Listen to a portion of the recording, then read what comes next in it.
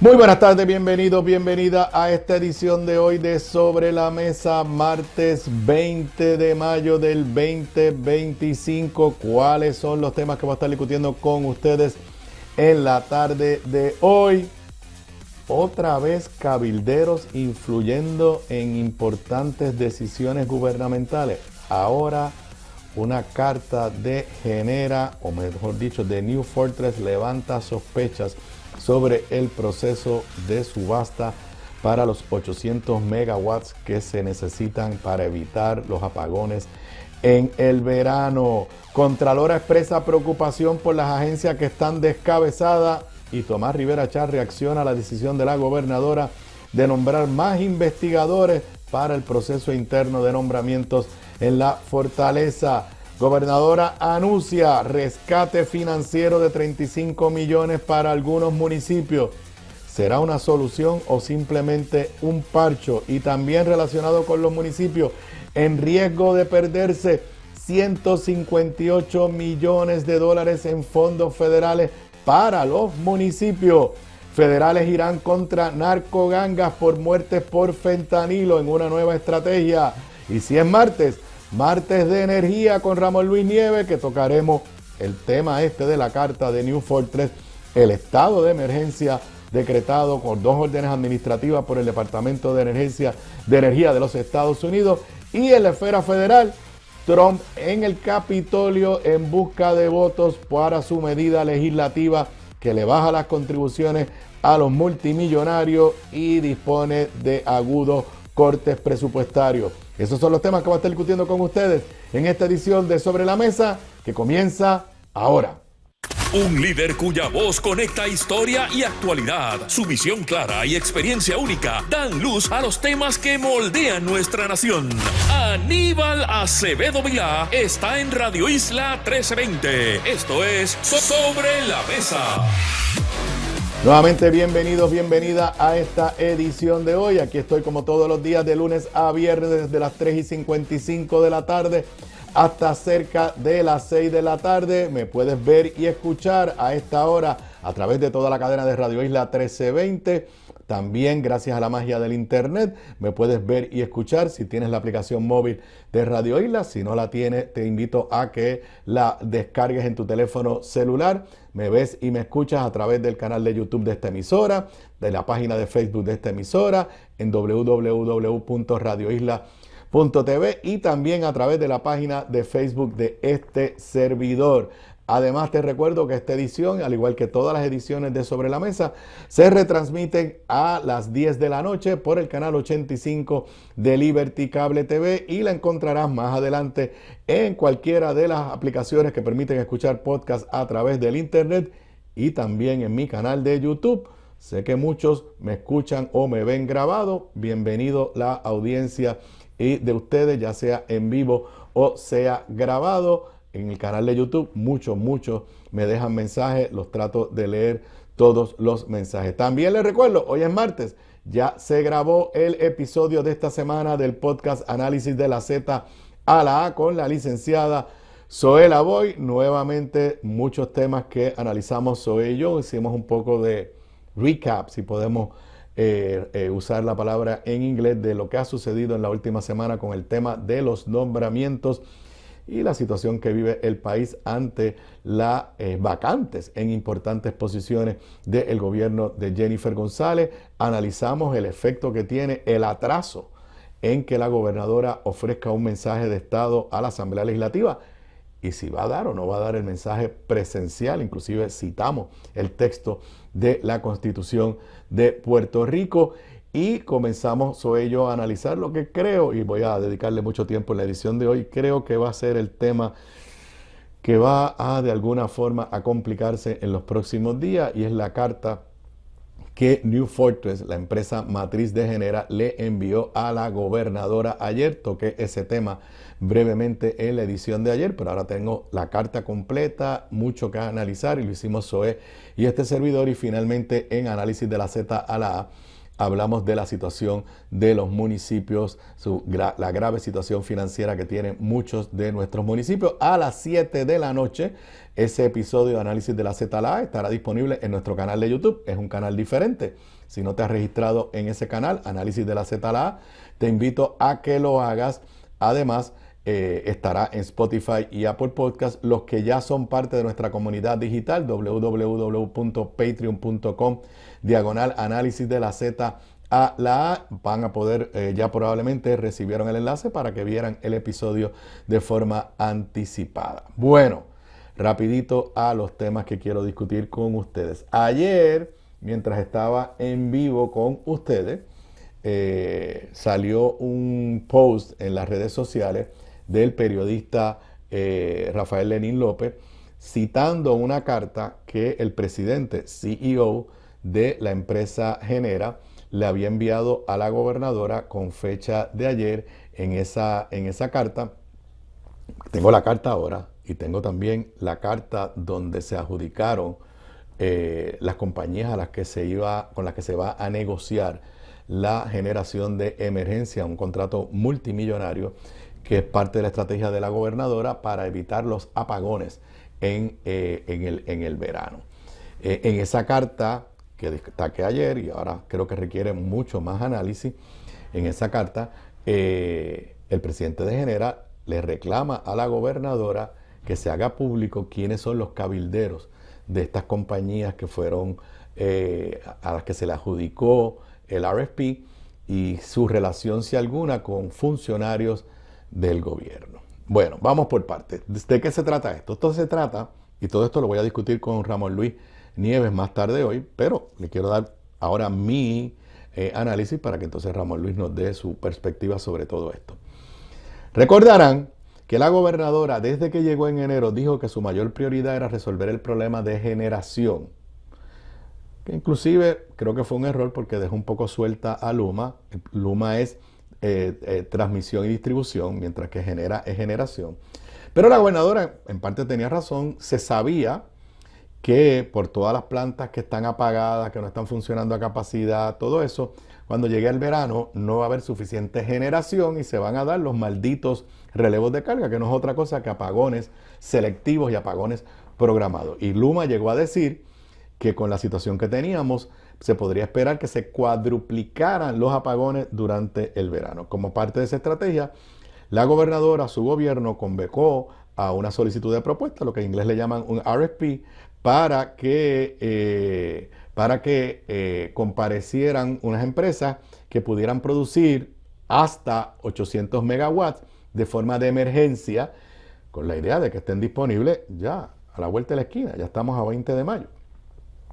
Ese proceso estuvimos todos pendientes. Yo lo he comentado en varias ocasiones aquí.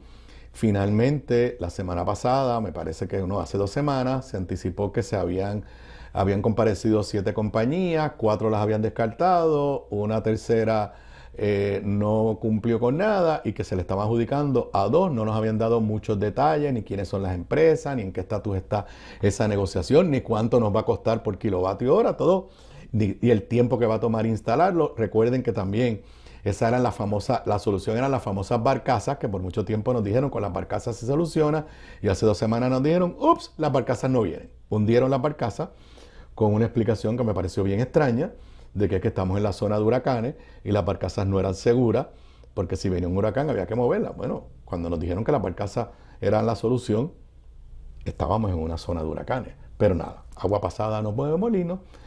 El punto es que se adjudica este RFP a estas 2 compañías. Finalmente ya tenemos información porque ha trascendido y ha corrido por los medios la carta que la empresa que trabajó la adjudicación, que es una empresa que se llama 3PPO, Third Party Procurement Office, es una empresa cuyo presidente, dueño, entiendo, que es el licenciado Osvaldo Carlos, y que es una empresa privada a la cual el gobierno le dio la responsabilidad de hacer las recomendaciones en este proceso de RFP. Es una carta del 10 de mayo, de tan solo 2 páginas, la firma Mariela Quiñones como Program Manager de esta empresa. En esencia dice que se recibieron 7 propuestas de 7 compañías: Distributed Power Solutions, E2 Companies LLC, Gothams LLC, Impulsora de Proyectos Energéticos México, Javelin Global Commodities, New Fortress Energy y Power Expectation LLC. Dice que después de hacer la evaluación, junto con la Autoridad de Alianzas Público-Privada y la Autoridad de Energía Eléctrica, recomiendan que se le dé la buena pro a 2 compañías, Javelin Global Commodities y Power Expectation LLC.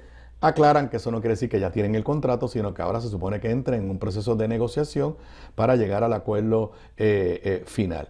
Entonces dice que una de las compañías no fue recomendada, Gothams LLC, y que las otras 4 fueron descualificadas porque no cumplían con uno o más de los requisitos. Y ahí están, entre ellas, New Fortress Energy. Tengo que decir, yo nunca, no tengo ninguna sospecha de la integridad del licenciado Osvaldo Carlos. Lo admito, tampoco sé cuál es el expertise que él tenga con los temas energéticos.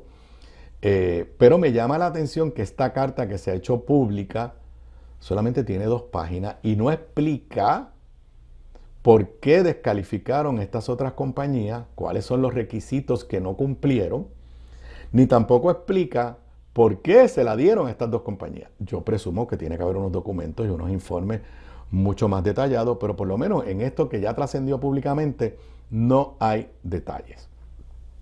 Ayer, el presidente de New Fortress, el señor Wes Edens, recordarán, paréntesis, que New Fortress está en una situación financiera bien precaria. Sus acciones están en caída. Ahorita le voy a decir por dónde van las acciones. En el día de hoy, antes de empezar a grabar el programa de hoy, estaban cayendo, estaban en picada las acciones. New Fortress reportó pérdidas en su primer trimestre y está en una situación financiera bien delicada. Y esta es la empresa a la que le entregamos, el gobierno del PNP, le entregó la administración de toda la generación que antes hacía la Autoridad de Energía Eléctrica. Energía Eléctrica estaba quebrada y le entregamos la generación a una empresa que está básicamente casi al borde de la quiebra. Pero vamos a lo que explotó ayer y ya tengo la carta completa. El señor Edens le envía una carta a la gobernadora con fecha de ayer, a la que copió a Tomás Rivera Chat, presidente del Senado, Josué Colón, SAR de Energía, Mari Carmen Zapata, directora de PREPA, de Energía Eléctrica, Edison Avilés, presidente del negociado de energía, y Robert Mujica, de la Junta de Control Fiscal.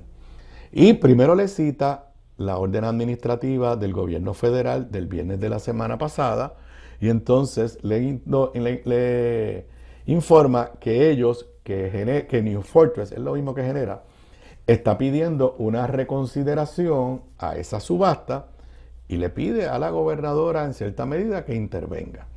Resume lo que ofreció New Fortress. Yo no sé si esto es bueno o esto es malo. Estoy diciendo que esto es una nueva controversia sobre un asunto extremadamente delicado y urgente para el país. Él alega que New Fortress tenía la solución más rápida porque tiene 9 turbinas que ya están en Puerto Rico y que básicamente lo que hay es que moverla a donde haya que instalarla. Le indica que ellos tienen experiencia en Puerto Rico porque ya están en Puerto Rico y que unas turbinas similares a esta fueron instaladas en Palo Seco en un tiempo récord. Alega que la tecnología que ellos usan con gas natural es más limpia que la de los otros, eso es lo que ellos alegan. Dice que ofrecieron un precio de 25 centavos el kilovatio hora, que para mí es caro, pero ellos alegan que es el más barato de todas las que se ofrecieron.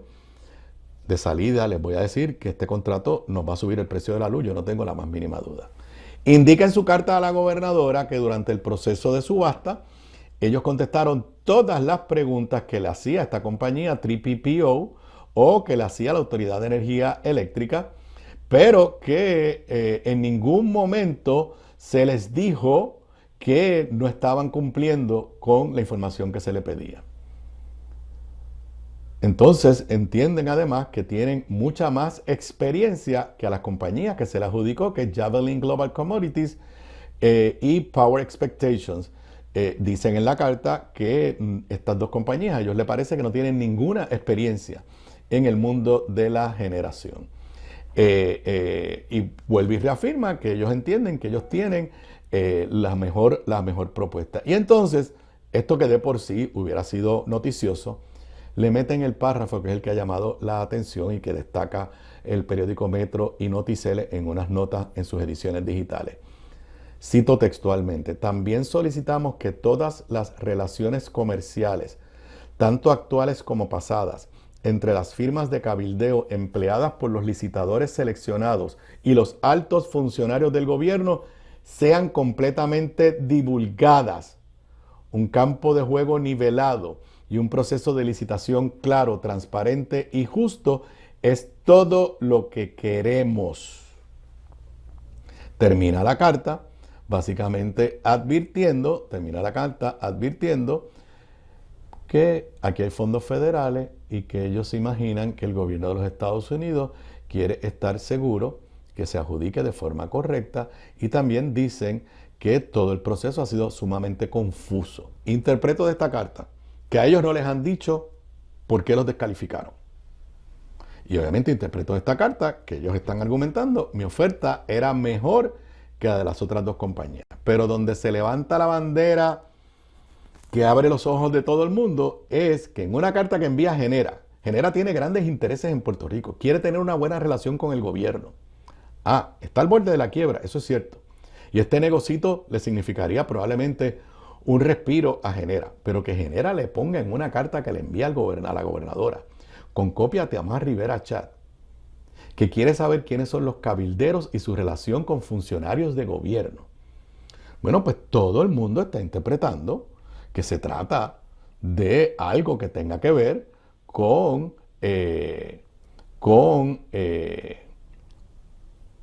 Francisco Dómenech, que tenga que ver con Francisco Dómenech y la firma Politán, o que tenga que ver con Francisco Dómenech y alguna firma o algún cabildero con el cual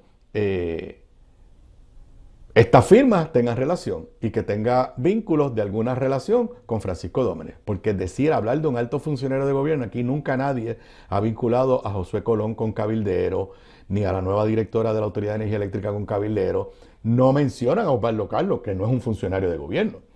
Un poco, acuérdense que aunque Osvaldo Carlos y su empresa es la que hacen las recomendaciones, él escucha lo que le dice las APP y lo que le dice la Autoridad de Energía Eléctrica, y las APP y la Autoridad de Energía Eléctrica en gran medida le responden a AFAF, que la dirige Francisco Dómenech.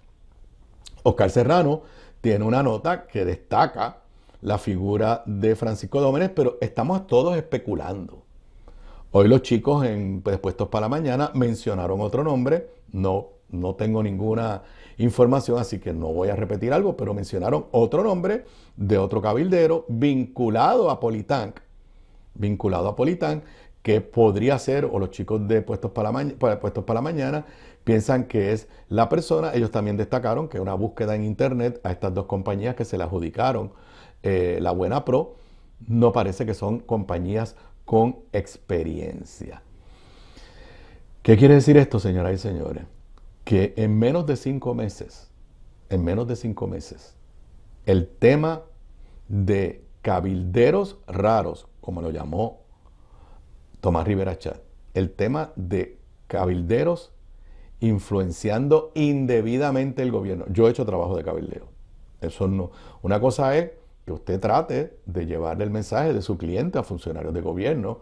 Otra cosa es que usted le diga a su cliente: si me contratas a mí, vas a tener el contrato.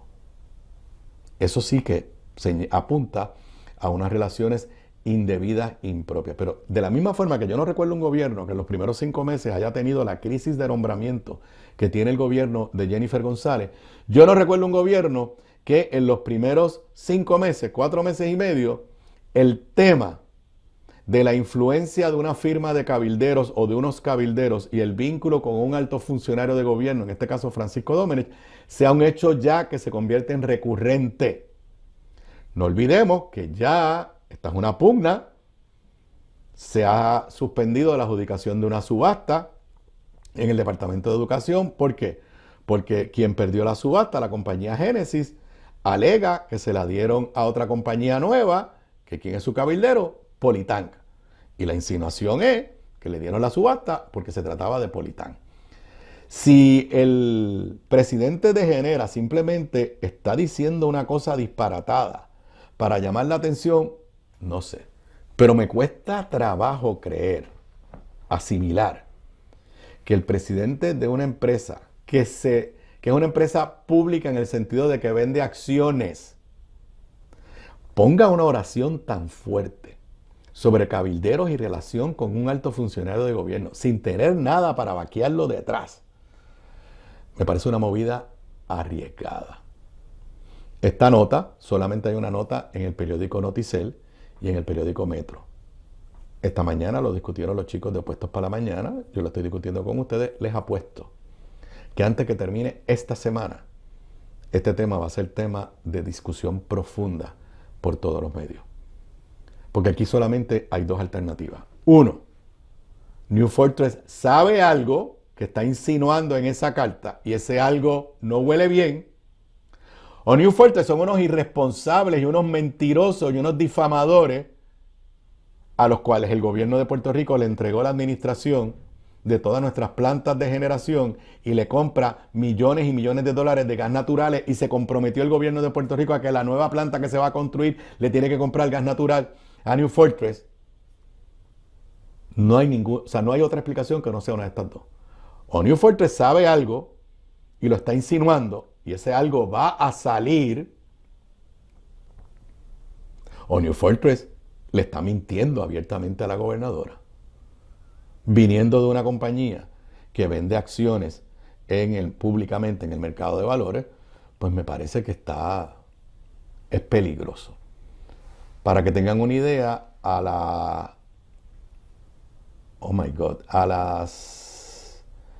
12:41 de la tarde, las acciones de New Fortress que habían comenzado el día, ayer terminaron más o menos bien, habían comenzado cada acción a $3.39, van hacia abajo y a las 12:41 de la tarde estaban a solamente $3. Acciones que hace un año llegaron a estar en $27.48, hoy estaban a $3 solamente. Ayer recuperaron un poquito, hoy van cuesta abajo. No me extraña que ese cuesta abajo tenga que ver también con que los hayan descalificado en esta solicitud de propuesta.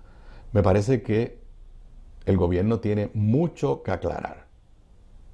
Aquí yo creo que en un contrato tan importante como este, hacen falta detalles más que la carta de 2 páginas. ¿Por qué se descalificó a New Fortress y a las otras compañías? Yo no soy defensor de New Fortress. Yo creo que el contrato a Genera estuvo mal redactado, no se le dio verdad, se está generando una controversia. La vemos aquí. Entre una compañía que vende gas natural y que ahora a la misma vez lo estamos poniendo a administrar la generación del pueblo de Puerto Rico para comprarse el mismo gas natural. Pero se le adjudicó y ahora mismo lo que queremos es el mejor contrato para evitar aliviar la crisis del verano, lo más costo efectivo, lo más rápido posible y lo menos contaminante posible. La carta mediante la cual se adjudicó a estas 2 empresas y se descalificaron las demás no dice nada. Y en un proceso tan serio, usted, el que licita, tiene derecho a saber. Y si es cierto lo que dice New Fortress, que no les han informado por qué los descalificaron, esto es un asunto serio. Esto es un asunto serio y yo creo que requiere la aclaración lo más pronto posible de la compañía de 3PPO, la que preside o es dueño el amigo Osvaldo Carlos, y requiere una aclaración lo más pronto posible del SAR de Energía, de todos los que intervinieron en este proceso. Lo menos que pueden hacer es darle detalles al país de cuáles fueron los criterios para descalificar a una y cuáles son los criterios para adjudicársela a estas otras.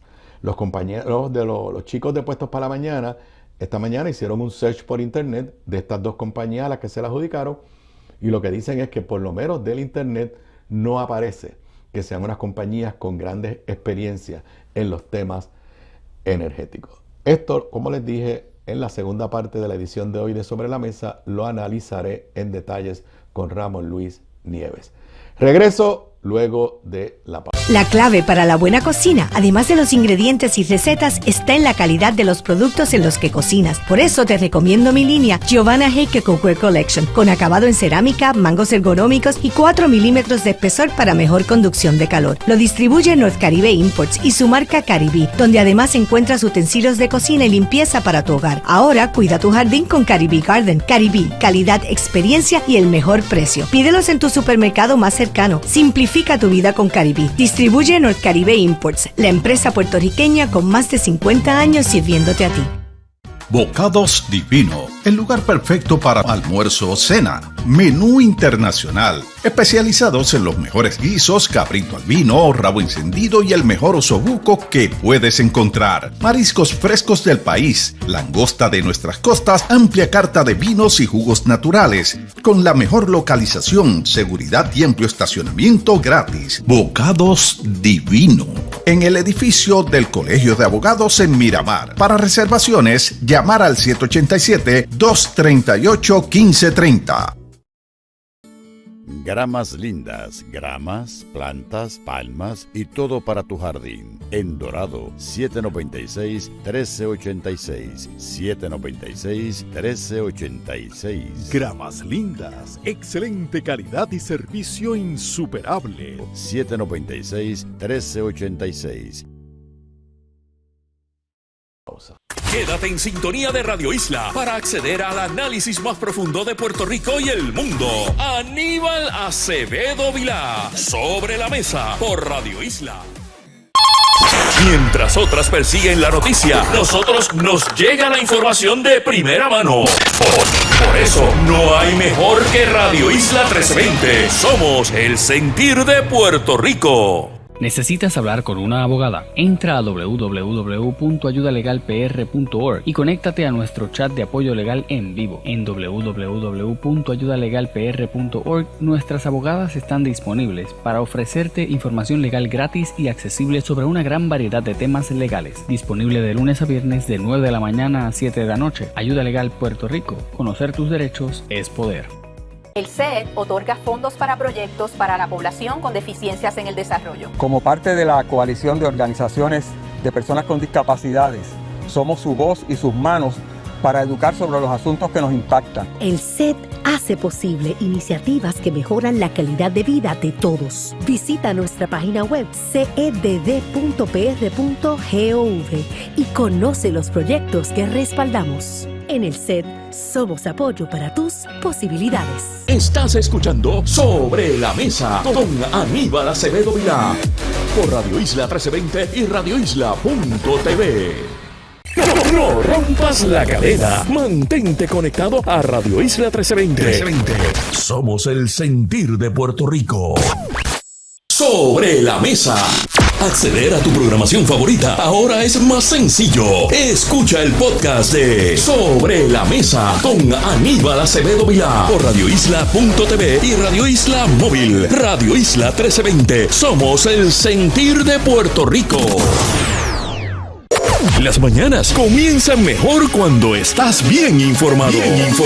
Entérate de las noticias primero con Mili Méndez y José Luis Renta en Pegaos en la Mañana. La información que necesitas para arrancar tu día con las noticias más recientes. Pegaos en la Mañana, de lunes a viernes a las 6 de la mañana. Solo por Radio Isla 1320 y radioisla.tv. Radio Isla 1320. Somos el sentir de Puerto Rico. Todos los jueves a las 6 de la tarde sintoniza La Juntilla 50 y más, el programa oficial de AARP Puerto Rico, donde promovemos la innovación e integración social de los mayores y las otras generaciones como fuerza para transformar el futuro del país. Los jueves a las 6 de la tarde en La Juntilla 50 y más. Sin rodeos, sin agenda, solo un análisis claro y directo. Jorge Colbert Toro, con su trayectoria en el gobierno y la política pública. Y Anabel Torres Colbert, con su agudeza legal y claridad en el debate. Unen fuerzas para analizar la realidad del país como nunca antes. Los Colbert, de lunes a viernes de 12 a 2 de la tarde, solo por Radio Isla 1320 y radioisla.tv. Somos el sentir de Puerto Rico. Aquí se establecen las bases de lo que dicta el periodismo. Periodismo. Aquí no tenemos miedo a buscar la verdad. Cuando la noticia surge, Radio Isla 1320 es la primera que te ofrece los detalles. Radio Isla 1320. Somos el sentir de Puerto Rico. Desde los salones legislativos hasta la cumbre del Poder Ejecutivo, Aníbal Acevedo Vilá está en Radio Isla 1320. Sigamos con más de Sobre la Mesa. Aquí de regreso a Sobre la Mesa, hoy martes 20 de mayo del 2025. Bueno, este tema de los nombramientos, la crisis por los nombramientos retirados, los errores cometidos por la gobernadora y la fortaleza y el hecho de que hoy no tenemos nadie nominado ni para Secretaría de Estado, Departamento de Justicia, Comisionado de Seguros, Departamento del Trabajo. Eso es una realidad. Pues sí, mientras esto no se resuelva, va a dar de qué hablar. Ayer el presidente del Senado, en una nota que publican todos los periódicos, pero en el Nuevo Día tiene el titular, cada cual hace lo que estime hacer. Es una expresión bastante, I don't know, como me da lo mismo. El presidente insistió en que no había guerra entre él y la gobernadora. No habrá guerra, pero la gobernadora parece que no va a ir al Capitolio a dar su mensaje de Estado. Como dije al principio, lo analizamos en análisis de la Z a la A con la licenciada Zoela Boy. Pero recordarán que la gobernadora finalmente dijo la semana pasada, bueno, yo a veces uno no le salen las cosas como uno quiere y yo había nombrado un agente federal o ex agente federal para que hiciera el screening de los candidatos y ahora voy a nombrar más investigadores. Nunca nos han dicho dónde está ese contrato, quién es esa persona, y yo creo que la prensa tiene que preguntar. Si se pagó con fondos de campaña en la transición, pues tiene que estar reportado en el Contralor Electoral. Y si se pagó con fondos públicos y no es un empleado de carrera, si es un empleado de carrera, lo deben decir fulano de tal. Trabaja en la Fortaleza y tiene tal título. Y si es una empresa contratada o una persona contratada, tiene que haber un contrato en la oficina del Contralor registrado. Además, aquí no hubo un problema de... O sea, echarle la culpa... Primero que nada, el que la gobernadora diga que va a contratar más investigadores, finalmente está admitiendo que algo falló en Fortaleza, aunque no lo ha dicho de esa forma. Pero ¿alguien cree que el nombramiento de Verónica Ferrayoli, mano derecha de la gobernadora, que el nombramiento de Janet Parra, quien estuvo en su comité de transición, no era algo que la gobernadora directamente, ella, tenía que hacer las preguntas? Pero la gobernadora dijo eso y Tomás Rivera Chat reacciona a esas expresiones o esa determinación de la gobernadora. Cuando le dijeron, dice esta nota de Leisa Caro González en el Nuevo Día, al insistir que no hay guerra con la gobernadora, el presidente del Senado afirmó ayer que le parece bien la determinación de la primera ejecutiva de contratar más investigadores que le asesoren sobre los candidatos para llenar las 3 cargos del gabinete constitucional que permanecen vacantes. Mire, no hace falta un mega agente del FBI para preguntarle a la gente si llenó las planillas a tiempo. Para preguntarle a la gente si usted tiene alguna querella como abogado ante el Tribunal Supremo. Para preguntarle a la gente y examinar bien qué dijeron los fiscales sobre usted en un caso en el que el tribunal la descalificó como abogada. No hace falta ser un gran investigador para preguntarle a una persona, ven acá, ¿dónde tú votaste? ¿En Puerto Rico o dónde votaste en las últimas elecciones? Pero esa es la solución de la gobernadora. Ahora cita textual de Tomás Rivera Chat. Cada cual hace lo que estime hacer. No voy a meterme en eso. Yo creo que todos los que estamos en posiciones de liderato tenemos que constantemente estar repasando y revisando nuestros respectivos equipos para asegurar que están haciendo el mejor trabajo posible, que están rindiéndose una labor a la altura de lo que la gente espera. Obviamente, un poco lo que está diciendo es, si ella tiene un problema, le toca a ella resolverlo. Pero en otra muestra de que aquí hay unos problemas serios de mensaje en todos lados, el gobernador, se me zafó, el presidente del Senado contradice a su vicepresidente del Senado. Recordarán que la semana pasada, Carmelo Ríos, en una entrevista exclusiva con El Vocero, dijo que había problemas de comunicación y le hizo un llamado a la gobernadora. Dice El Nuevo Día, Rivera Chat pareció distanciarse del emplazamiento público que hizo la semana pasada el vicepresidente Carmelo Ríos a la gobernadora, un reclamo de que haya mayor comunicación entre el Ejecutivo y el Legislativo, aún antes de someter las nominaciones para el Consejo y consentimiento. Cita textual, no hay un problema de comunicación previamente, manifestó el presidente del Senado. El problema es que hay unos nominados que no cumplieron con los requisitos simples. Es sencillamente que en la evaluación que hizo el Senado salieron a relucir unos datos que no podían permitir que se confirmara a una persona que no cumplía con los requisitos constitucionales y otras personas que tuvieron unas circunstancias particulares que no son del agrado del Senado. Y saben que, lo he dicho antes, aquí no hay un problema de comunicación. La gobernadora no tiene un problema de comunicaciones. La gobernadora tiene un problema de ejecución.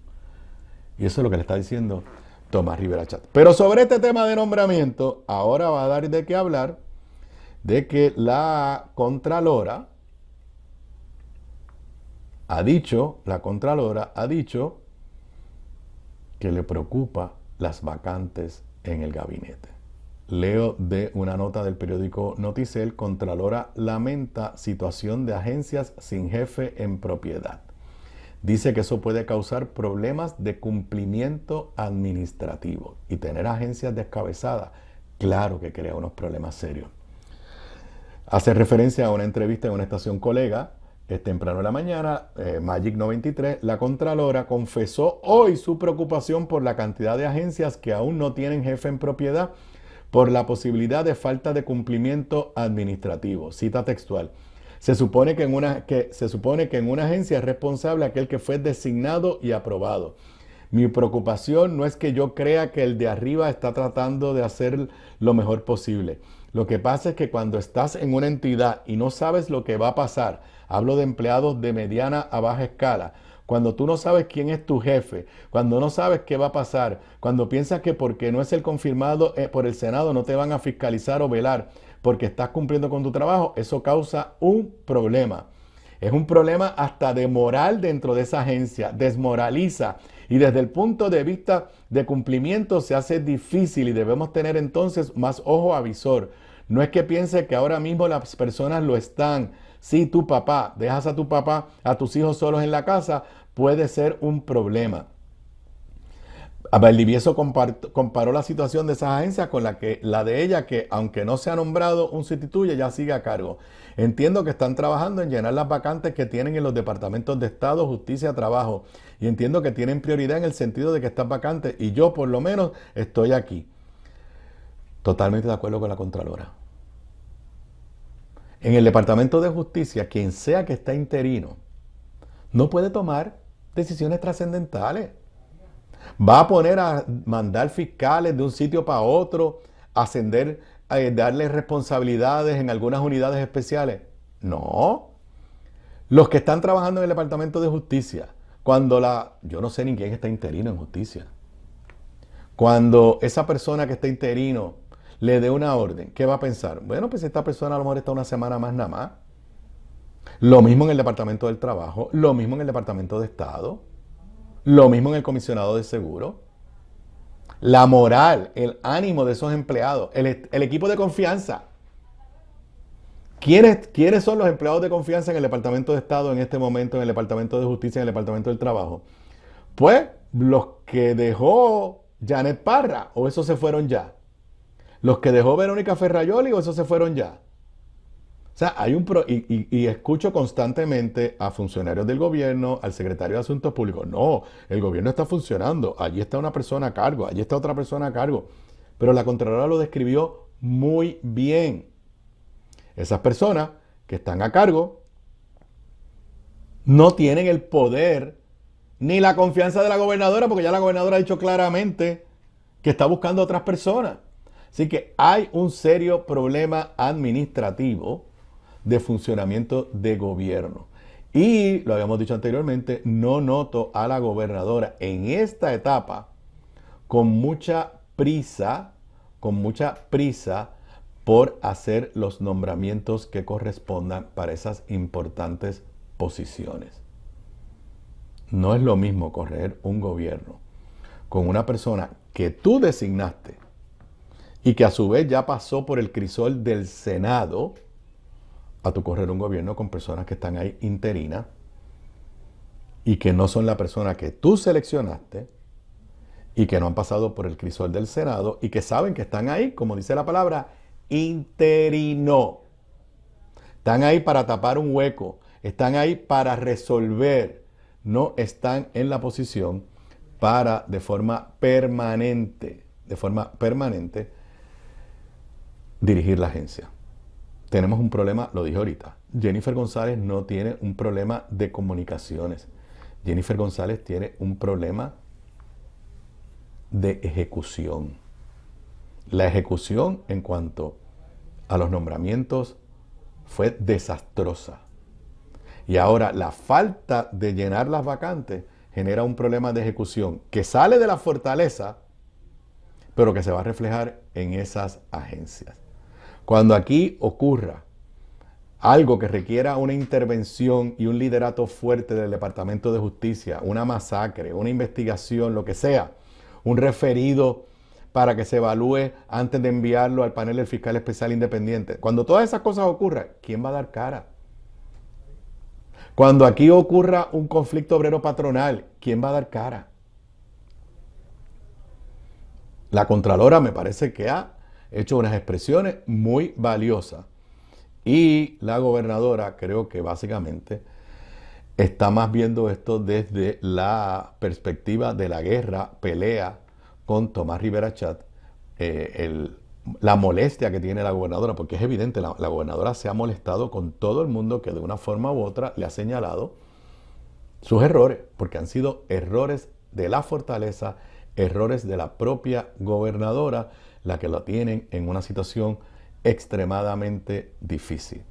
Ojalá, lo había dicho anteriormente, la gobernadora debería usar estas vacantes, no para esperar, para buscar en este momento el mejor o mejor candidata a secretaria de Estado, secretario de Justicia, secretaria del Trabajo, que nos deje así con la boca abierta y que dé un aire de un nuevo comienzo a su administración, pero no veo esa actitud en este momento. Regreso luego de la pausa. Y de regreso a Sobre la Mesa, hoy martes 20 de mayo. Les recuerdo que el nuevo episodio de Análisis de la Z a la A, el podcast que hago semanalmente con la licenciada Zoela Boy, estará disponible para todo el público a las 7 de la noche hoy en nuestro canal de YouTube, bajo ese nombre, Análisis de la Z a la A. También lo puedes escuchar en Spotify y en Apple Podcast, donde tocaremos los temas, un poco algunos de los que he mencionado aquí. Dónde queda el gobierno luego de estas vacantes y de los fiascos en los nombramientos, la nueva controversia que surge en la licitación de la generación de emergencia y la sorpresiva carta que el presidente de New Fortress le envió a la gobernadora ayer. Y el otro tema que tocó con Zoe es el tema que voy a tocar ahora, y que igual que los otros temas que he mencionado, se van a convertir en temas noticiosos en las próximas semanas. Y es la situación de los municipios.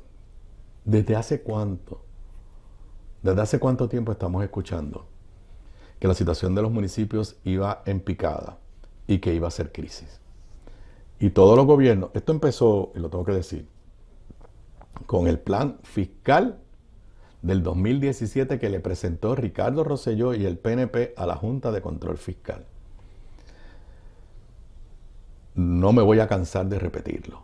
Ese plan fiscal que celebró Ricky Rosselló con todos los legisladores, o casi todos los legisladores del PNP, con los alcaldes allí en el Jardín Hundido, y dijeron, este es el primer plan fiscal y por aquí es que viene la recuperación de Puerto Rico.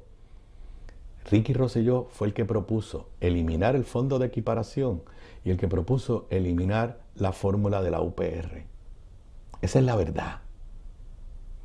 Así que esto viene desde el 2017 y los municipios anticipando la crisis y anticipando la crisis. Ayer se destacaba, porque había sido, fue una de las noticias principales del día de ayer, se destacaba lo que había dicho el presidente de la Federación de los Alcaldes PNP, el alcalde de Camuy, que informaba que el presupuesto que la Junta y la gobernadora acordaron planteaba un recorte de 127 millones de dólares. Y yo les decía ayer en el programa, bueno, el alcalde de Camuy se estará quejando de la Junta de Control Fiscal.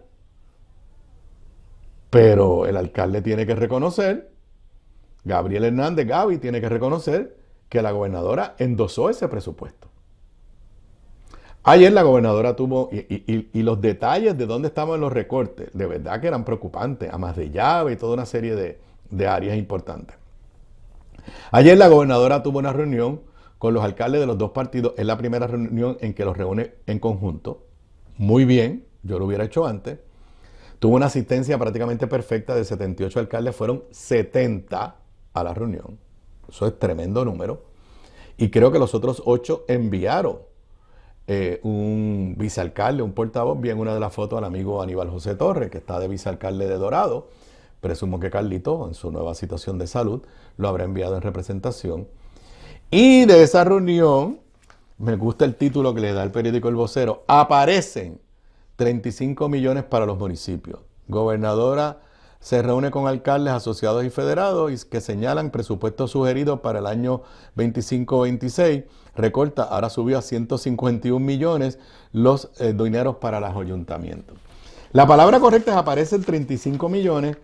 Yo no estoy claro de dónde salieron esos 35 millones. La gobernadora está dando a entender que está en el presupuesto. Veremos en los próximos días los detalles. Pero la gran interrogante, primero voy a leer aquí de la nota del Nuevo Día. En lo que fue nota de Gloria Ruiz Cuilán, en lo que fue su primera reunión conjunta con alcaldes asociados y federados, la gobernadora Jennifer González anunció ayer lo que llamó un rescate financiero para entre 11 y 15 municipios, estaban hablando de 40 municipios que estaban con problemas serios, que próximamente no podrán pagar sus respectivas nóminas y que se nutrirá de 35 millones ya contemplados en el presupuesto del próximo año fiscal. La mandataria, sin embargo, no quiso precisar cuáles son los municipios hasta que no tenga la información fiscal detallada de cada uno y si así saber cuáles son los más necesitados. Precisó que los 78 alcaldes tienen hasta este viernes para entregar en la Oficina de Gerencia y Presupuesto una radiografía de su situación fiscal. Cita textual a la gobernadora. Este fue un tema medular, la situación fiscal que tenemos en varios municipios en Puerto Rico, algunos de los cuales pudieran alcanzar el no pagar nómina en verano. Estamos hablando aproximadamente de 11 o 15 municipios que en sus finanzas están severamente comprometidos y que tendríamos el mismo cuadro el año que viene con posiblemente otros municipios. Ante esto hemos llegado a un acuerdo de un rescate financiero a los municipios de 35 millones para este año. Para nosotros lograr este rescate financiero le hemos requerido a los municipios una radiografía. Los detalles de ese rescate fueron motivo de discusión en el cónclave que, como dije, tuvo 70 alcaldes. Precisó que las radiografías le servirán al gobierno central para probarle a la Junta la necesidad real de los municipios. Aquí yo me asusté. Porque si la gobernadora dijo que los 35 millones ya están en el presupuesto, pues yo pensé que era que ya habían convencido a la Junta. Pero ahora la gobernadora dice que con esa radiografía, para probarle a la Junta la necesidad de los municipios. Bueno, pues si estamos entonces en las manos de la Junta, este rescate no está en un terreno muy firme, que digamos. Esto no es una solución, esto es un parcho. Ya lo dijo el senador José Santiago, quien fue el alcalde de Comerío y quien ha sido una de las voces históricas más fuertes y quien usó la palabra cantaleta, pero no de forma degradándolo, pero quien lleva desde hace años levantando su voz de alerta ante lo que le va a pasar a los municipios. Lo único que está haciendo la gobernadora es buscando un parcho. No se han sentado a buscar una solución permanente al problema serio que tienen los municipios en Puerto Rico. Pero esto se complica más. ¿Cuántos minutos me quedan en este segmento? Esto se complica más. Porque también se descubrió ayer, recuerden que nos estamos enterando a cuenta gota de los fondos federales que Trump le está cortando a Puerto Rico. Última parte de la nota del periódico El Nuevo Día. Y esto sí que es fuerte.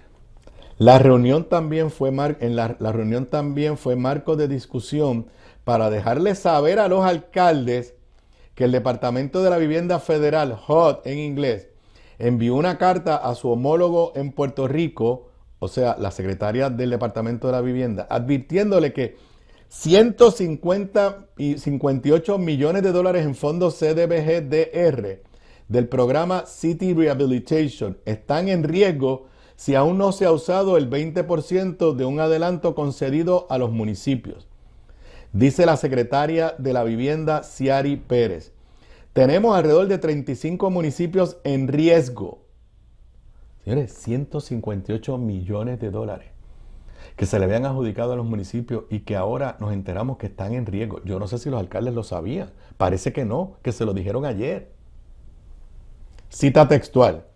Hemos estado ayudando a los municipios a subir las facturas al sistema, pero hasta el día de hoy todavía nos faltan esos 35 municipios.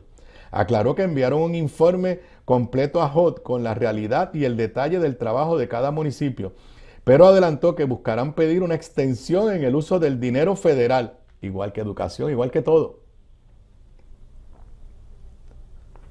Durante el cónclave estuvo presente el plana del negocio. No, esto es lo demás.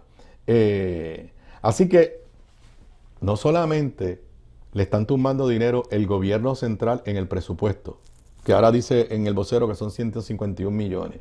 No solamente le están dando 35 millones, que no se sabe si, yo ahora tengo dudas si esto ya está aprobado por la Junta de Control Fiscal, sino que los municipios están a punto de perder, 35 municipios están a punto de perder 158 millones de dólares para proyectos que entiendo yo que son de obra permanente. Que si es proyectos que ya están en curso, se van a quedar a mitad. Y peor aún, si es proyecto donde ya se hizo la obra, pero el municipio no ha recibido el reembolso o no ha recibido el dinero federal para pagarle al contratista, estamos hablando de grandes repercusiones. Yo creo que esa noticia de 158 millones de dólares de fondos federales CDBG-DR que se pueden perder será otra noticia que hará primeras planas en las próximas semanas. Regreso luego de la pausa. Y de regreso a Sobre la Mesa, entrando en la última hora de la edición de hoy, martes 20 de mayo del 2025. Voy a tocar un tema que no lo dije en la introducción y que no lo pensaba tocar, pero me he enterado de más detalles. Y tiene que ver con una estación colega y con la gobernadora, y tiene que ver con esta percepción de un gobierno de improvisación. Primero, pues empecé a ver por las redes sociales que la gobernadora esta mañana dejó plantado, como decimos en buen puertorriqueño, a el mantenedor de la estación colega WKQ, Rubén Sánchez. Y yo dije, pues, no tengo que comentarlo. Y Rubén Sánchez estuvo como 6 o 7, 8 minutos en el aire haciendo una entrevista ficticia con una silla vacía. Y si hubiera sido eso nada más, yo no lo hubiera comentado. Pero luego me entero de que la gobernadora y su equipo de comunicaciones había llegado a un acuerdo con Rubén Sánchez, y me sumo que con la estación colega, de que ella iba a ir todos los martes a tener un segmento que el título que le pusieron, es más, déjame buscarlo por aquí, el título que le pusieron al segmento fue Junta Ejecutivo, donde ella iba a estar con Rubén Sánchez y con la compañera de Rubén Sánchez, con Mónica Candelario. Así que yo recuerdo cuando yo fui gobernador, yo todas las semanas tenía una intervención en me parece que era en uno de los programas de Guapa Televisión por la mañana. Y yo tenía una intervención en Día a Día con Raymond Arrieta. Y tú haces ese compromiso. Bueno, ¿por qué si estoy comentando esto y que abona a un problema más profundo? No es que la gobernadora hoy le tiró cañona o dejó plantado a Rubén Sánchez. Es que Rubén Sánchez dice que después que llegaron a ese acuerdo, ella fue un martes y este es el tercer martes que no va. Ya tenemos ahí un problema de ejecución.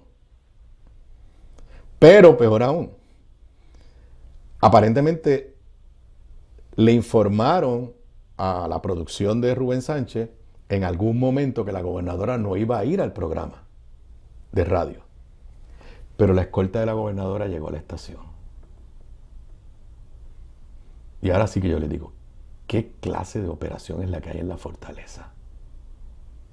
¿Cómo es que la escolta del gobernador, en este caso gobernadora, a menos que esto hubiera sido una estrategia para confundir, pero no, ya le habían informado.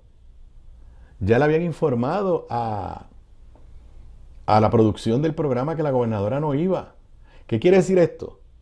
Que la mano derecha de la fortaleza no sabe lo que hace la izquierda. Estamos viendo señales claras de unas serias deficiencias administrativas de liderato de ejecución. Y por eso decidí comentarlo. Si hubiera sido que simplemente le tiró cañón a Rubén Sánchez porque se levantó por la mañana molesta con Rubén Sánchez, no. Pero que tú hayas hecho el compromiso con una estación de radio de que vas a venir todos los martes y de momento llevas 3 martes que no vas. Y entonces para colmo,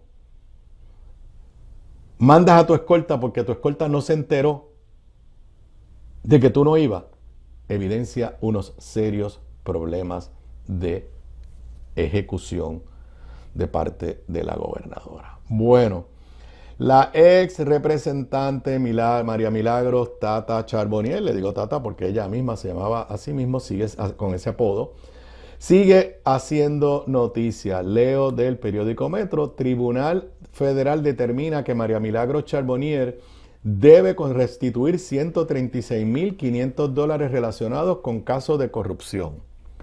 Nota, como le dije, del periódico Metro. La jueza del Tribunal Federal, Silvia Carreño, ordenó a la ex representante del PNP, María Milagros Charbonnier, y su esposo, Orlando Montes, restituir $136,500 en el caso de corrupción, por el cual cumple cárcel. La determinación se dio luego de que la defensa de la ex representante presentara una moción en agosto del año pasado en la que se oponían a que ella tuviera que pagar la restitución, asegurando que no existen pruebas de que se quedó con todo el dinero del esquema de corrupción. Cita textual de la moción del tribunal. Charbonnier y Montes son responsables de manera conjunta y solidaria de la restitución al Estado Libre Asociado de Puerto Rico por la suma de $136,500. La Oficina de Libertad Condicional deberá presentar a más tardar el 2 de junio del 2025 un calendario de pagos propuesto basado en las circunstancias económicas de Charbonnier y Montes. Charbonnier, Montes y el gobierno podrán responder a la propuesta de la Oficina de Libertad Condicional a más tardar 2 semanas después de que sea presentada. El tribunal revisará las presentaciones, determinará un calendario de pago y en consecuencia modificará los fallos, señala la moción del Tribunal Federal. Dice la nota de Metro que esta semana se cumplió 1 año desde la sentencia de la exlegisladora. El 17 de mayo del 2024 fue sentenciada a 96 meses de cárcel y 2 años bajo libertad, bajo palabra. En aquel momento la jueza había ordenado la restitución, presentaron la moción y ahora lo validaron. Así que, señoras y señores, ¿cómo funciona esto? De lo que yo he escuchado, obviamente te hacen un análisis de qué ingresos tú puedes tener. Por ejemplo, yo no creo que lo tenga, pero si la persona tiene derecho a recibir seguro social, pues se le hace un cálculo y del seguro social le están sacando por el resto de su vida X% hasta pagarle. Pero en Puerto Rico tenemos leyes para solicitar reembolso por actos de corrupción. Yo no conozco un solo caso. Ahora mismo hemos escuchado de informes de la Inspectora General y informes de la Contralora pidiendo que agencias de gobierno recuperen el pago indebido a contratistas. La Oficina de la Inspectora General, el caso de Physician Correctional, el Departamento de Corrección. Siguen pasando los días. ¿Alguien ha escuchado al gobierno de Puerto Rico decir, sí, vamos a llevar estas acciones? Es más, esto me lleva a lo que hablábamos ahorita. El secretario de Corrección, que he escuchado buenas cosas de él, al recibir el informe de la Inspectora General, él dijo que iba a examinar el informe ilegalmente. Ustedes saben lo que debería ocurrir en un gobierno que funcione. Que el secretario llamase al secretario o secretaria de Justicia para que lo asesorara en qué hacer. Porque probablemente va a haber que llevar una acción en los tribunales en recobro de dinero. Pero no hay secretario o secretaria de Justicia en propiedad. Y esta es una determinación que se tiene que tomar en las más altas esferas del gobierno. Así que Tata Charbonnier está pagando las consecuencias de las acciones que tomó cuando era representante. Caso pues que ya no tenemos que aquí discutirlo porque se discutió a la saciedad. Bueno, ustedes saben que yo no discuto mucho en este programa los asuntos de crimen, pues porque me parece que hay otros foros para eso. Pero aquí estamos hablando de un tema de crimen, un tema de salud pública y un tema de política pública. Es la historia del periódico, primera plana del periódico El Nuevo Día, muertes por fentanilo. Federales irán contra las narcogangas. Evalúan someter cargos criminales contra las organizaciones delictivas responsables por las víctimas fatales de esta droga. Fentanilo es una nueva sustancia, digo nueva en el sentido de la epidemia. Esto es una epidemia en Estados Unidos, no es solo de Puerto Rico, altamente adictiva y con altas posibilidades de causarle la muerte a las personas. Dice la nota del periódico El Nuevo Día, una nota de Alex Figueroa Cancel, con 1.788 decesos registrados entre el 2022 y 2024, sumándose otros 52 en los primeros 4 meses del 2025. La crisis por las muertes de personas intoxicadas con fentanilo ha escalado hasta el punto en que las acusaciones por tráfico ilegal parecen ser insuficientes para contenerlas. Ahora, las autoridades federales buscan la forma de responsabilizar con cargos criminales a los vendedores y miembros de narcogangas por los fallecimientos de víctimas intoxicadas con este opioide sintético hasta 50 veces más fuerte que la heroína y 100 veces más que la morfina. Así de letal es esto.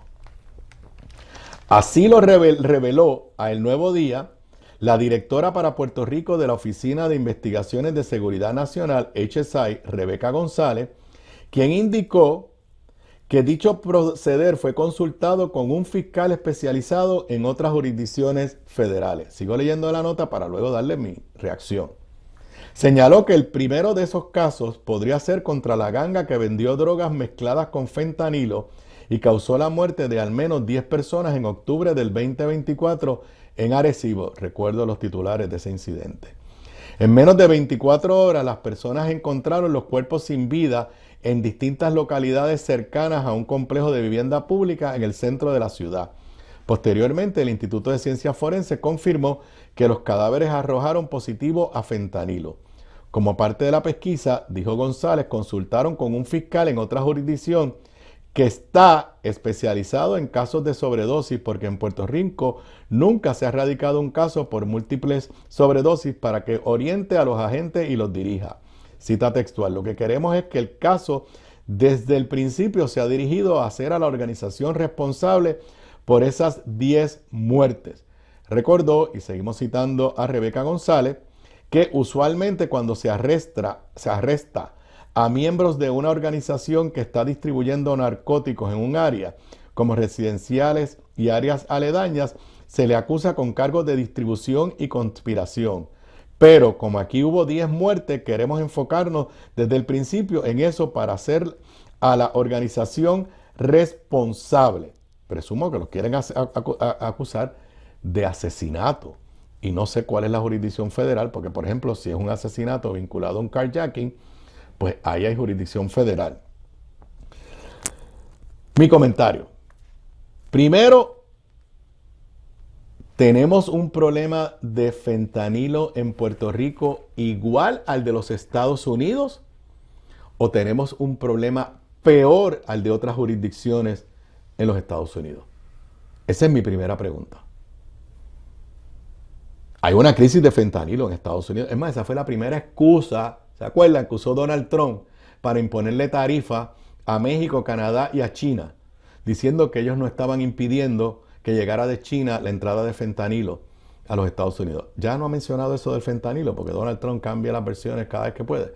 Pero esa fue la primera versión. Entonces yo quisiera saber, número uno, si la crisis en Puerto Rico, que existe, es más grave que la del resto de Estados Unidos. En segundo lugar, si esos datos de 52 en los primeros 4 meses demuestran una curva ascendente del problema, o si estamos en una curva estable. Y lo mismo, si en Estados Unidos la curva está ascendente o está estable. Y lo tercero es si esta estrategia de acusar criminalmente por las muertes a la ganga de narcotraficantes, si esta es una estrategia que ya se ha puesto en vigor en los Estados Unidos, o si es una estrategia única y exclusiva de Puerto Rico.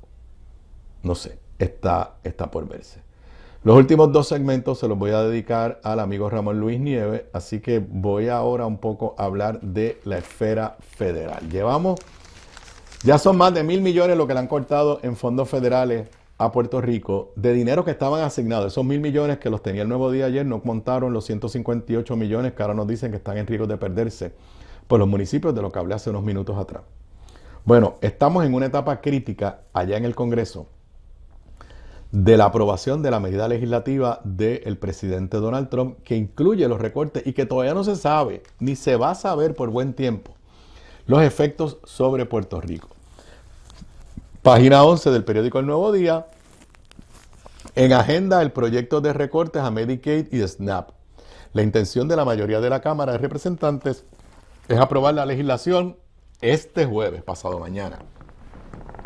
Donald Trump fue al Capitolio esta mañana a reunirse a puerta cerrada con sus republicanos. Ahorita voy al resultado de esa reunión. Dice José Delgado en esta nota del periódico El Nuevo Día. Primero, el viernes pasado no se aprobó el proyecto en el Comité de Presupuesto. Finalmente se logró aprobar con una táctica de que lo que hicieron los que se oponían era abstenerse, y como era por mayoría simple, pasó. Ahora se supone que vaya al Comité de Reglas y Calendario para después ir al floor. La razón por la que Donald Trump fue a esta reunión esta mañana es porque la ala más extremista, derechista, ultraconservador de los republicanos quiere todavía más recortes. Y puede ser que no haya los votos. Voy a la nota de José Delgado.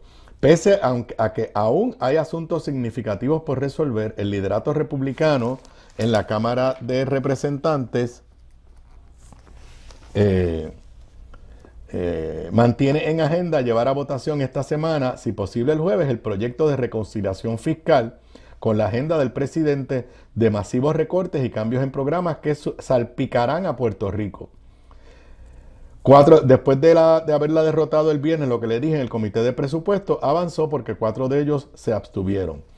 Aunque se ha convocado para el miércoles, para mañana a la 1 de la tarde, en el Comité de Reglas, los más conservadores han hecho claro que faltan asuntos por resolver. Hasta ayer, tal como está escrito, cita textual de lo que le llaman el Freedom Caucus, que son los más ultraconservadores, tal como está escrito el proyecto de ley, continúa aumentando los déficits en el corto plazo, con posibles ahorros en el futuro que tal vez nunca se materialicen, indicó el grupo más conservador de los republicanos en la Cámara Baja, el Freedom Caucus, en un comunicado de prensa. Dice Oscar Serrano, el proyecto persigue recortar alrededor de 1.500 billones, 1.5 billones, trillones en inglés, y hacer permanente los alivios en las tasas contributivas de la reforma tributaria del 2017, a un costo de cerca de 4 billones. La medida elevaría la deuda pública federal a 36.5 billones. Los más conservadores buscan adelantar para al menos enero del 2027 los requisitos de trabajo que se impondrían a los beneficiarios del Medicaid que no implicarán a la subvención que recibe Puerto Rico, por lo que lo habíamos dicho, porque Puerto Rico está en un proyecto separado. ¿Qué pasó hoy? Bueno, pues Donald Trump se reunió con los republicanos y les habló fuerte, le usó malas palabras, pero por lo menos el periódico New York Times está reportando que todavía no necesariamente hay los votos que se necesita para aprobar la medida. Dice la nota del periódico el New York Times que el presidente se reunió a puerta cerrada con los republicanos, que tienen unas reuniones bisemanales, semanal. Dice la nota que aparentemente la presencia de Donald Trump hasta ahora no ha resuelto las diferencias, que muchos de los republicanos de ultraderecha salieron de la reunión todavía sin convencerse de salir a votar como quiere el presidente. Dice aquí una cita del congresista Andy Harris de Maryland del Freedom Caucus. El presidente, yo no creo, convenció suficientes congresistas de que el proyecto está de forma adecuada, de la forma que está escrita en este momento. Dice que los republicanos todavía tienen still a long ways away, but we can get there, que todavía falta mucho. Todo este drama lo hemos visto en el pasado. Al final Donald Trump se sale con la suya. Pero quiero que sepan que si ceden a estos sectores ultraderecha, pues los recortes van a ser más masivos todavía. No hay...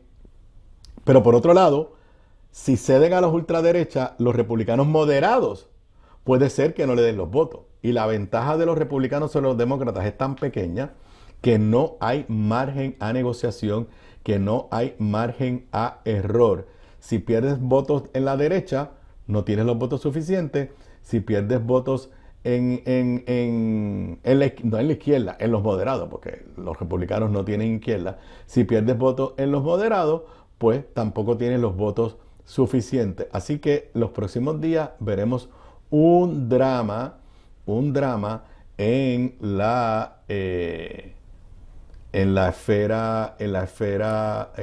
ala republicana en torno a la votación del presupuesto y los alivios contributivos. Les recuerdo que ahí no hay ningún beneficio contributivo para Puerto Rico.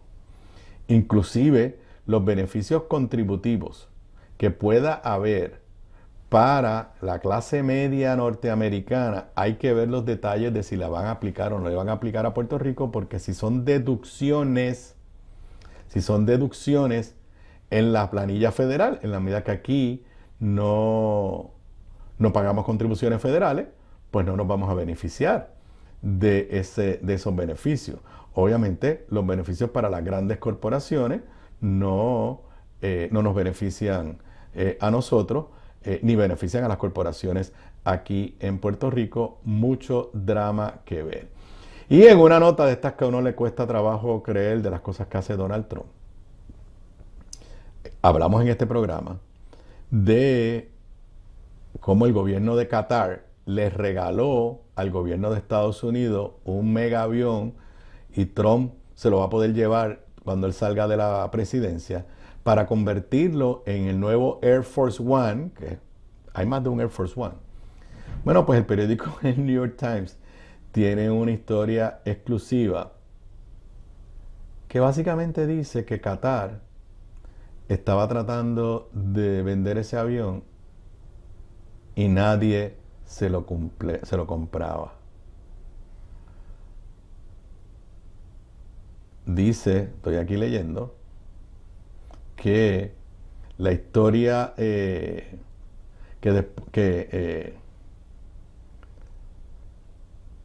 el gobierno de Qatar había estado tratando de vender ese avión a entidades privadas y no consiguieron venderlo, y entonces acabó, entre comillas, regalándoselo a el gobierno de los Estados Unidos con una coletilla que honestamente me parece a mí que es ilegal y antiético, de que una vez Trump salga de la presidencia, el avioncito se lo pueden pasar o se lo van a pasar a la fundación de Trump, que no es otra cosa que para uso personal del presidente Donald Trump.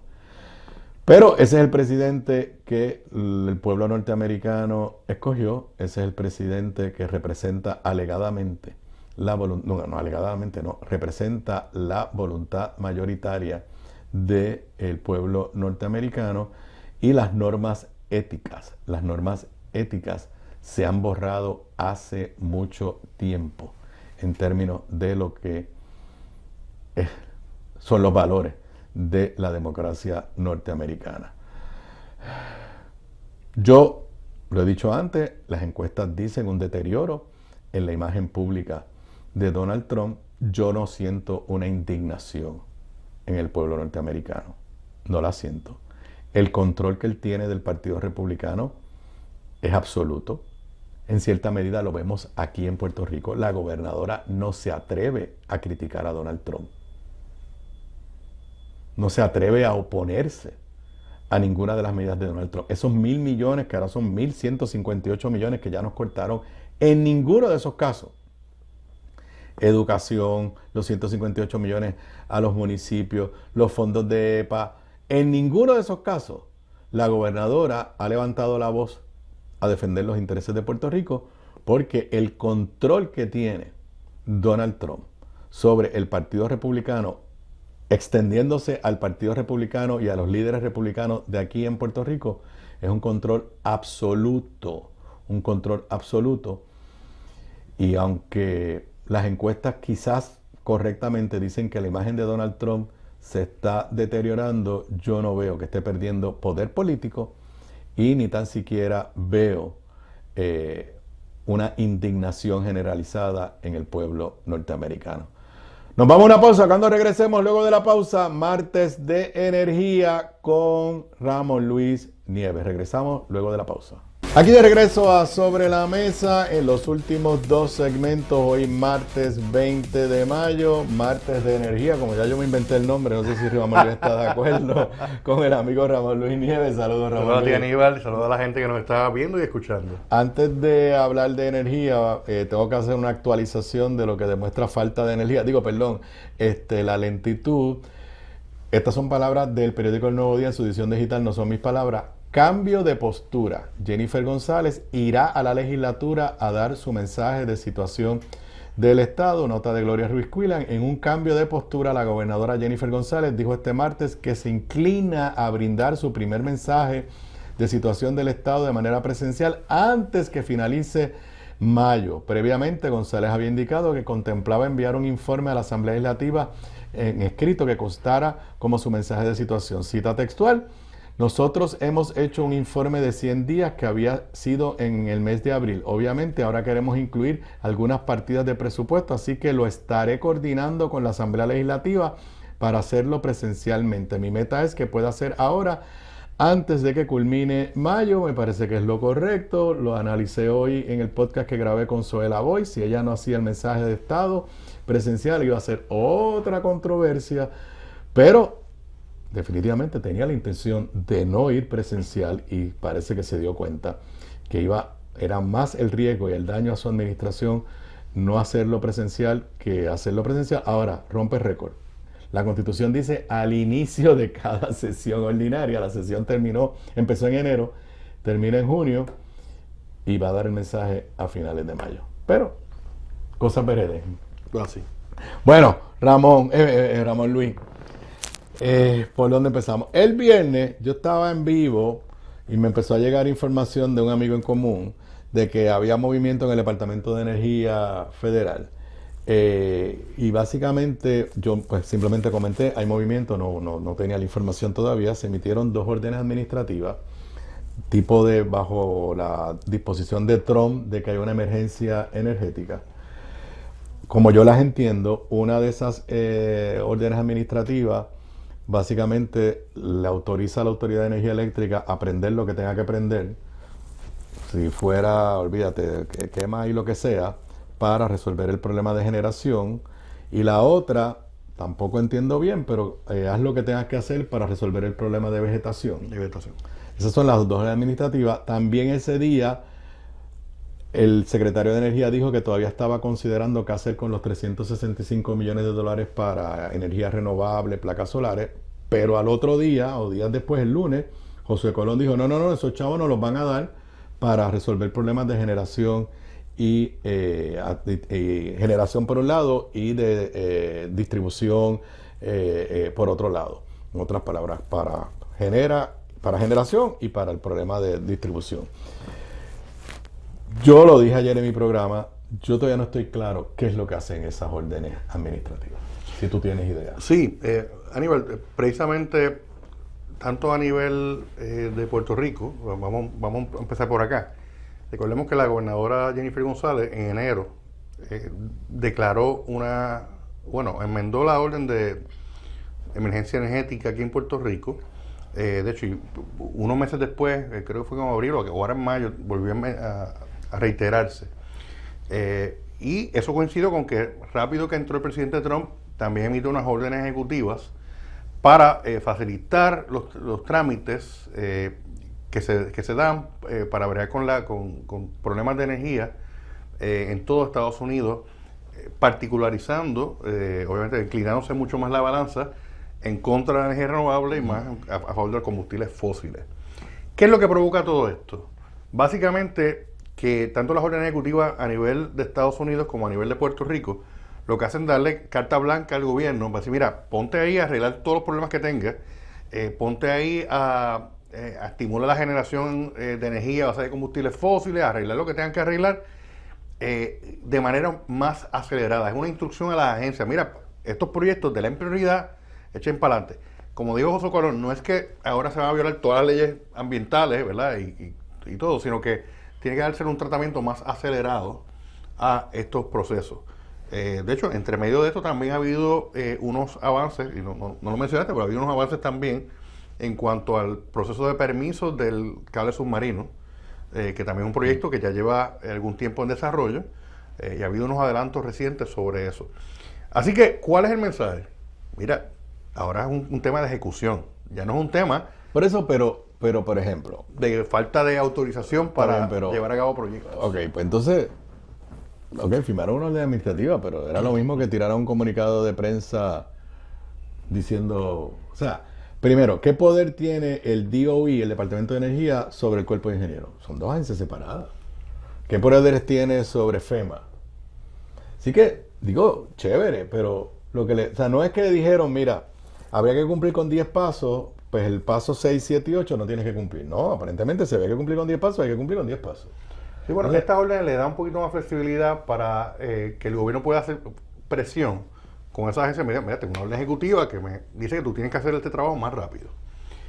Yo tengo mis problemas con eso, particularmente con las órdenes ejecutivas de Puerto Rico, como un buen ejemplo. Pues Puerto Rico ha tenido, cada vez que el gobernador o la gobernadora, de hecho el gobernador Pierluisi también firmó múltiples órdenes de emergencia energética. García Padilla también lo hizo. Y yo creo que Fortuño también. La Vía Verde fue por declaración de emergencia. Llevamos 15 años de gobernadores firmando órdenes de emergencia energética que según la ley 76 del 2000, lo que implica eso es que se puede flexibilizar los permisos y los procesos para llevar a cabo trabajos energéticos. ¿Cuánto avance hemos tenido? Porque, y te voy a decir más, Aníbal, el título 5 de promesa te habla de que la Junta puede designar unos proyectos críticos. Que nunca ha hecho nada. Que tú lees esa sección de promesa, como tú bien sabes, y aunque te puede mencionar otros temas, pero realmente eso se hizo para energía. O sea, que el Congreso desde el 2016 identificó que los proyectos energéticos para Puerto Rico había que darle prioridad y que se podía saltar un montón de pasos. Pero la verdad es que una cosa es lo que tú tienes en una ley, una orden ejecutiva, y otra cosa es la ejecución. Y en la ejecución aquí se ha fallado terriblemente y que yo sepa. Yo no recuerdo ahora mismo qué proyecto energético bajo el título 5 se ha autorizado de manera expedita en Puerto Rico. Así que ese es parte de los problemas. Hemos tenido en Puerto Rico excelentes leyes, ahora tenemos orden ejecutiva para hacer cuánta cosa, fallamos en la ejecución. Yo, igual yo repito, o sea, que se acelere todo lo que se tenga que acelerar, cumpliendo con todo lo que haya que cumplir. Yo le veo ahora, esto puede ser un no sé ni cómo decirlo, pero si ahora no ocurre lo que la gobernadora ha dicho que quiere que ocurra, ¿a quién le va a echar la responsabilidad? Entonces, lo otro es, esto lo que lo va a ejecutar es Genera y Luma. Claro. O sea, cuando yo las vi por primera vez, yo dije, bueno, pues esto quiere decir que entonces la propia autoridad va a ejecutar unos proyectos, y después escuché a José Colón diciendo, no, lo va a ejecutar la propia Luma. Entonces, si el problema es Luma, o si, por ejemplo, los reembolsos de FEMA, ¿qué quiere decir esto? ¿Que los chavos van a salir más rápido cuando FEMA está diciendo? Pues yo no sé, porque si FEMA dice que es que Luma no le entrega los papeles que tiene que entregarle, pues no van a salir más rápido. Igual Aníbal, el tema de la vegetación. ¿Hay chavos? Sí, hay chavos. Se asignaron no sé cuántos millones de pesos, creo que más de $1 billón, más de 1.000 millones de pesos para vegetación. ¿Y dónde está el adelanto? ¿Verdad? Otra cosa, la grama crece de nuevo. O sea que tú pudiste gastar todos los chavos en eso, pero si no hiciste una planificación adecuada o reubicaste unos temas para que no se interrumpa tanto por la vegetación, pues en un tiempo vamos a volver al mismo problema. Ahora, ¿qué tú sabes sobre los 365 millones? Sí, esos son los fondos. No, lo habíamos hablado aquí. Lo habíamos hablado ahí, que estaba dirigido a unos proyectos de energía renovable en facilidades críticas, comunidades, etcétera. Y el gobierno, la gobernadora y José Colón se han inclinado por redirigir esos fondos para temas de generación aquí en Puerto Rico y del sistema de la red, pero no necesariamente para renovables. El punto, sin asumir posturas por el momento, el punto del gobierno es, mira, esos chavos, si es para renovables nada más, se los van a limpiar en el DOB, van a buscar la manera de que no lleguen a Puerto Rico. Mejor que no lleguen a Puerto Rico de otra forma y que beneficien el sistema. Eso es un punto de vista. Sin embargo... Pero José Colón lo da como un hecho. Sí, él lo da como un hecho. No me consta que ya esté blanco y negro que eso va a ser así.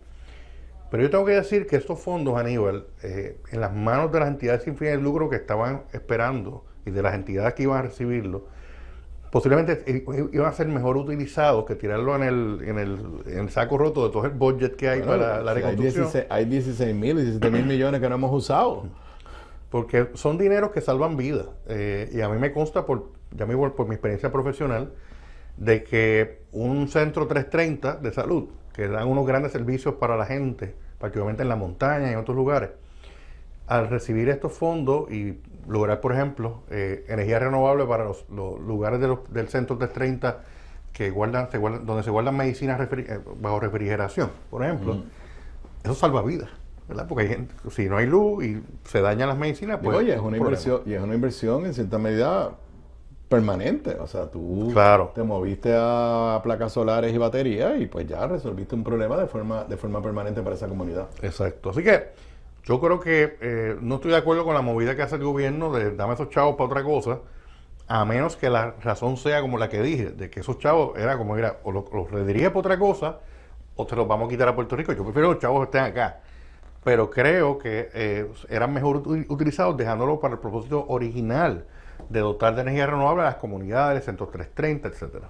Vamos a una pausa. Cuando regresemos luego de la pausa, quiero saber si estás optimista con que va a llegar las 800 megawatts de generación para el verano, o si la sorpresiva carta del CEO de New Fortress, mi hipótesis es, y grababa el podcast con Zoe esta mañana, y lo mencioné antes para que tú hablas de tu opinión, es que esa carta de New Fortress va a hacer que el tema se hinche, como decimos por ahí, sabe Dios si se complica ese proceso. Eso y mucho más cuando regresemos luego de la pausa. Aquí de regreso a Sobre la Mesa, ya en el último segmento hoy de Martes de Energía con Ramón Luis Nieves. Ramón, tú y yo habíamos hablado de este proceso. Tú habías dicho que lo que se había escuchado era que había interés. Luego, pues, nos enteramos que eran 7 compañías, que de esas 7 eliminaron a 4 y que finalmente se le habían adjudicado a 2. No nos habían dicho los nombres de quienes se las habían adjudicado. Ya está todo fuera, pero está fuera en gran medida porque el CEO de New Fortress envió lo que yo me quedé anonadado, como me decía un profesor de español en 7º grado, con el tono, el lenguaje y la insinuación de esa carta. No la tengo que repetir, lo analicé en la primera parte del programa de hoy. Pero número uno, que tú has escuchado y que tú interpretas de esa acción de New Fortress en cuanto al proceso de seleccionar las compañías que van a producir los 800 megavatios. Como es natural, he conocido por cosas que se hablan en la industria, de que ha habido en algunos sectores quejas con el proceso que se siguió, ¿verdad? Eso puede ser natural o no, pero ciertamente la carta de New Fortress, que como hablamos, la empresa matriz de Genera, donde al mencionar y al pedir, exigir básicamente de que se revelen si hubo cabilderos envueltos, qué sé yo, ese es un tipo de... son unas expresiones muy duras, porque la implicación es clara.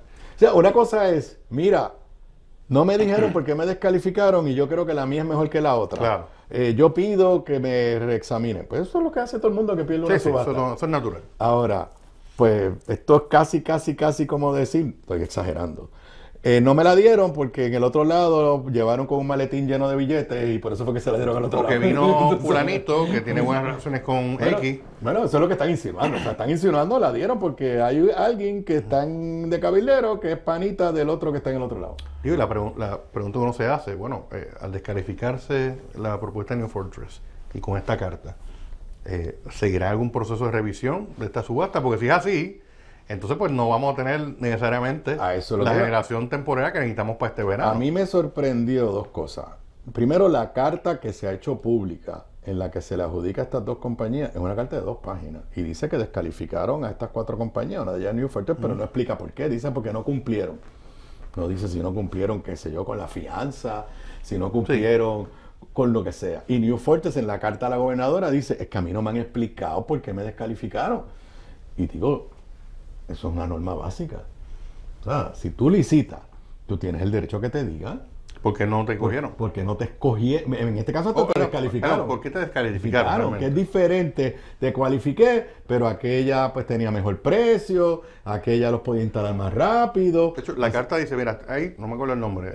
Eran 7. Están estas 7 compañías, pero a estas compañías se les descalificó por X, porque no cumplieron con X y Y. Que es distinto, ¿verdad? Las otras 7 que sí cumplieron con las cualificaciones, pero se escogieron esas 2, ¿verdad? Pero mi preocupación es que entonces venga un proceso de impugnación de alguna manera que retrase el proceso de instalación y que retrase la contratación de estas entidades y que puedan hacer las instalaciones correspondientes, porque si vamos a estar litigando esto, pues entonces vamos a estar con los apagones, o sea, no resolvimos el problema. Y a todo esto, hasta el día de hoy, aunque esas 2 compañías están escogidas, no han firmado contrato. Bueno, no sé si viste el precio que estaba en la carta de New Fortress. No me fijé. 25 centavos al megawatt. Sí, por siendo generación temporal de emergencia, te va a costar más caro. Por eso, y ellos dicen que la de ellos es más barato. Ese es uno de los argumentos. Sí, hay que ver entonces cuál es el contrato por final eso, y cuál es el negocio. Ya yo advertí, y ahora tú eres más experto que yo, o tú eres el experto. O sea, tú lo que nos estás diciendo es que cuando se negocie vamos a olvidarnos ahora lo de New Fortress, se llega a un acuerdo de entre 4, 5, 6 días con estas 2 compañías, vamos a pagar más por la luz. Y eso no lo van a pasar a nosotros. Sí, o sea, generación temporera en todos los lugares del mundo es mucho más cara que la convencional. Ahora mismo, ¿a cuánto estamos nosotros los consumidores pagando? ¿El kilovatio hora? No sé si estamos como en 25 centavos, me voy a equivocar. Puedo validarlo con mi factura de Luma, la tengo aquí. Pero estamos hablando del precio con que se va a comprar la energía. El precio de compra de combustible. Que más que de allí a que llega a tu casa cuesta más. Claro. Pero por ejemplo, para que tengamos un ejemplo, la generación de las unidades, lo llaman peakers, los picos, de unidades pico, que es generación usualmente anclada en el diésel y combustibles más caros, se gestiona de manera más cara que la que te produce, por ejemplo, AES, por ejemplo. Así que podríamos ver que una generación temporera para atender un problema de emergencia que tenemos, podríamos anticipar que es más cara, y eso pues hay que ver entonces, pues eso cuando se finalice el contrato sabremos si va a tener un impacto en nuestras facturas necesariamente o si va a estar subsidiado de alguna otra manera. Te voy a hacer una pregunta que probablemente es necesaria para un simposio, un foro de hora. O días. Ajá. Con todo esto que está pasando en Puerto Rico y en Estados Unidos. Sí. De verdad, nos vamos a mover a energías renovables y vamos a estar 100% renovables para el 2050. Bueno. Aunque no hayan derogado la ley. Sí, como hablamos en otro programa, mediante la ley 1 del 2025, el gobierno eliminó las metas intermedias de energía renovable. Pero le faltó algo a la ley, que eso es la parte preocupante, que lo mencioné en esa ocasión en el programa. Que no le dieron ninguna instrucción al negociador de energía, decir, ok, eliminamos eso, pero como vamos a mantener la meta final del 2050 100%, negociado, tú cada 3 o 4 años en el plan integrado de recursos vas a decidir con los recursos que tú veas energéticos las metas de los próximos años para ir llegando a ese 100%. Al no dar esa instrucción, lo que yo anticipo que puede ocurrir en los próximos meses o durante algún momento de este cuatrenio, que de momento se radique la legislación de decir, mira, ¿sabes qué? Vamos a abandonar eso del 100% renovable, cuando se cree la suficiente masa crítica también allá afuera a nivel, porque ya yo estoy escuchando voces diciendo, eso es un paquete, qué sé yo, y eso es un error estar metiendo renovables en el sistema. Y estoy escuchando mucha gente comprar ese argumento. O sea, ahora vino el tema de los apagones de España, donde rápido los defensores de los combustibles fósiles dijeron, el problema fue la renovable, ¿verdad?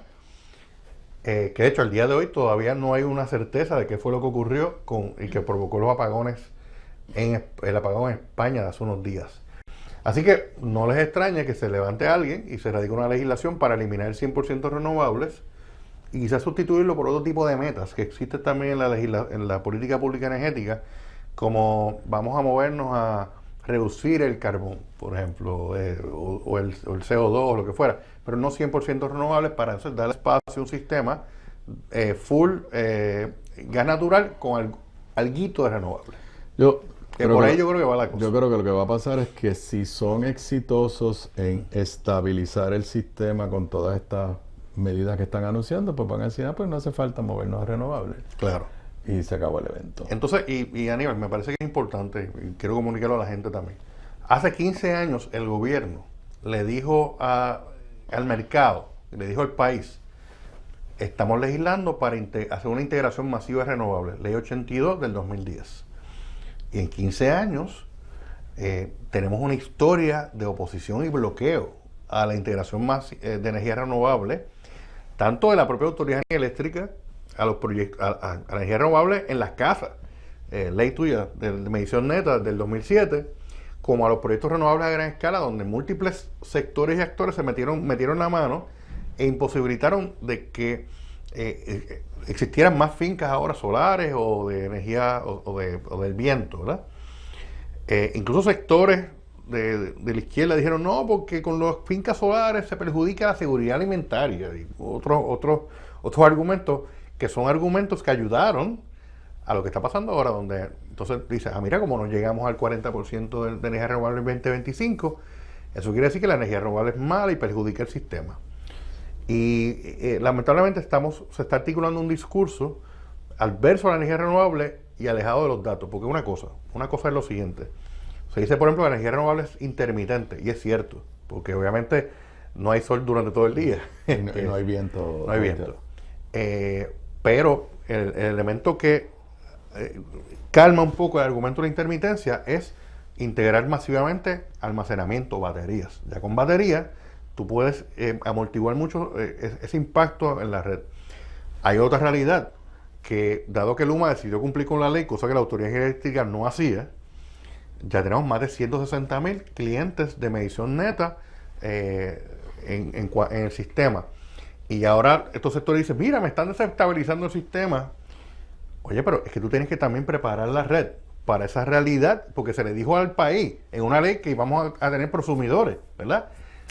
Y mi pregunta es, ¿y cómo Luma ha utilizado, cómo el gobierno ha utilizado los 16,000 millones de pesos dirigidos a la reconstrucción de la red para atender esas realidades que se estaban aspirando? Y de hecho, integrar energía renovable para la gente aquí en Puerto Rico, más que una motivación de proteger el ambiente, ha sido para atender el desastre en el que se convirtió la red eléctrica y para proteger su familia y su salud y su economía. Y el bolsillo. Así que yo creo que los argumentos en contra de las renovables hay que atenderlo, atacarlos en muchas ocasiones, y yo personalmente creo en la diversificación. Yo creo que puede haber espacio para tú estabilizar el sistema. Ahí está el gas natural, se puede utilizar a la vez que tú vas integrando más renovables en el sistema, porque al final del día tenemos que atender también, además de la estabilidad del sistema, las preocupaciones con el ambiente y con el hecho de que poder convertir en consumidores a grandes cantidades del país, y esa diversificación es importante y necesaria. Así que debemos seguir discutiendo. Bueno, con eso yo me despido por hoy. Ustedes y yo nos volvemos a ver mañana miércoles a las 3:55 de la tarde. Lo próximo aquí en Radio Isla 1320, Hereda en Paz. Buenas tardes, buenas noches para todos.